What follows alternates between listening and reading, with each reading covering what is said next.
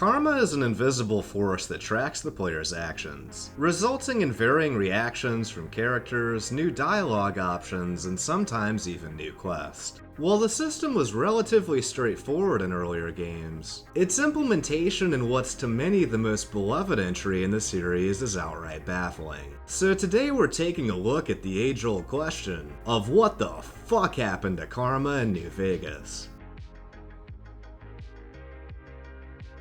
In New Vegas, the player's karma ranges from a value of -1000 or very evil, to very good, which is plus 1000 karma. In theory, you should gain karma for benevolent actions and lose it for evil ones. But there's many situations where the opposite actually occurs. Like killing the prisoners inside Vault 3, then receiving good karma for unlocking the door to their cage so their corpses can run free. You're welcome, bruh. Or losing karma for telling the Weathers family to run from Cottonwood Cove, even after you remove their bomb collars.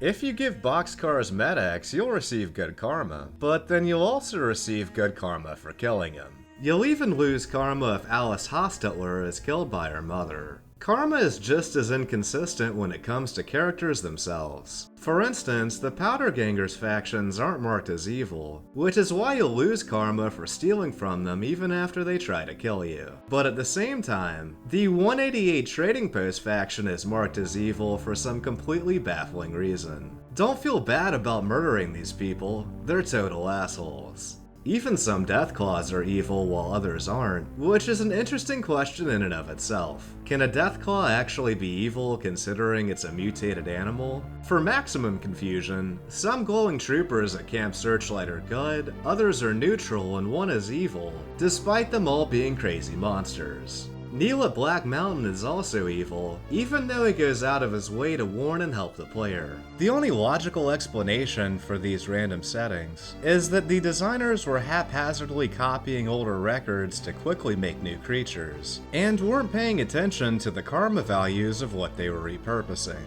Perhaps the worst aspect of it is that it's nearly impossible to maintain negative karma, because you receive very little evil karma for killing good NPCs, but you quickly become Mother Teresa for killing evil ones. To illustrate just how insane it is, you could be the Mojave's worst villain, firebombing the injured, shooting street photography of the homeless, cock-blocking with artillery shells, crucifying the children, stealing everything that isn't nailed down, ripping up teddy bears, getting toasted at 9 AM on a Monday, and generally making the innocent suffer big time kind of scumbag until your karma is at the absolute lowest possible number. Then kill a measly 20 fiends or ghouls, and you literally have perfect karma. Don't worry, guys. I'm a good person now. Guys? Speaking of ghouls, they seemingly only give the player karma because their faction is flagged to track crime, which was likely a mistake considering no other creatures give karma like this. Josh Sawyer spoke about this issue, stating, "The larger issues are the karma values in the editor, and the lack of good/very good NPCs to kill. For some really weird reason, karma mod killing evil actor is set to 100, and karma mod killing very evil actor is set to 2. So you receive about 50 times more good karma for killing an evil actor, e.g. a fiend, than killing a very evil actor. No one on the team remembers changing those values, but they were clearly screwed up. There are also a lot of actors set to default alignments in the editor. Jean-Baptiste Cutting is neutral, should probably be very evil. Dr. Usanagi is neutral, should probably be very good. Some Centurions, the ones on the dam, are set to evil, should be neutral. For purposes of the player getting bad karma, there are also a lot of generic folks who should be set to good alignment, e.g. prostitutes, junkies, West Side citizens/militia. Even if the NPCs aren't good, there's little justification for the player to be murdering them unless they are playing bloodthirsty characters/want bad karma. Similarly, feral ghouls aren't actually evil, they are insane, and it's hard to avoid killing droves of them, which makes it difficult to maintain bad karma in vanilla FNV. Fiends are kind of huge jackasses, and unless you decide to dive into Vault 3, it's actually pretty easy to avoid them on the critical path. If the killing evil actor value were set to something like 5, it wouldn't be a big deal. Caesar is implemented weirdly too, in that despite regularly crucifying his enemies, his karma is set to neutral. Josh Sawyer revealed why this happened, mentioning, quote, "I believe at the time my rationale for that karma setting is that Caesar is in a Mr. Kurtz-like state of unmoored morality. Whatever moral framework he had as Edward Sallow among the followers has disintegrated after years of being Caesar. I.e., it's not so much that his karma is neutral as much as it's alien. That said, I don't feel strongly about that designation and largely feel that the karma system was vestigial in New Vegas. If we're trying to encourage players to form their own opinions about factions and individuals, having a design layer that assigns essentially alignment is weird."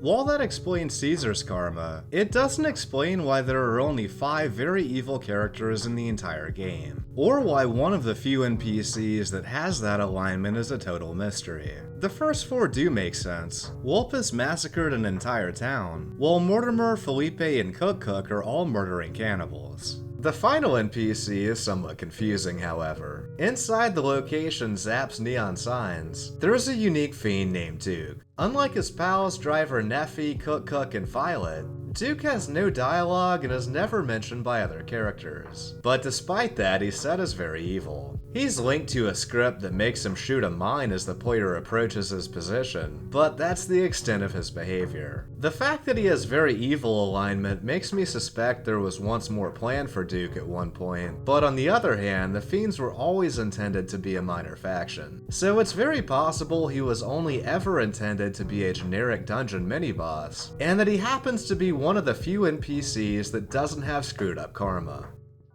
In Josh Sawyer's mod, he corrected many of the previously mentioned bugs and corrected characters to have appropriate karma levels. Some of these changes are very interesting, like Colonel Moore of the NCR being switched from neutral to evil, and he explained his reasoning behind this decision, stating, "She goes out of her way to brutalize or screw over groups and people she doesn't like when it's obviously unnecessary. If the player does exactly what Colonel Moore asks, the Kings are butchered, unnecessary and easily avoidable, the Brotherhood of Steel is destroyed, avoidable, and the Great Khans are destroyed, also unnecessary / avoidable. I don't know if you've done the provoke the Kings route that Moore suggests, but the NCR troopers that go with you essentially become a sweeping death squad, gunning down every person in the building. If the player tries to work around Colonel Moore, she has Ambassador Crocker removed from his post, and eventually she trashes the courier's reputation with NCR. Both of these things are petty and vindictive. I'm not big on arguing moral / ethical abstractions like alignments, but this amounts to worse than neutral to me. He stopped updating the mod a while back, but work on it has been faithfully continued by Push the Win button, and you can find a link to it below in the description. Considering what a mess it is, alignment thankfully doesn't have much of an effect in New Vegas. The only instances I'm aware of where karma actually comes into play in the base game are random barks from generic NPCs, the ending slides, a good karma dialogue option when talking to Lanius, an evil karma check from Mortimer, and Cass leaving you as a companion if you talk to her too many times while having low karma.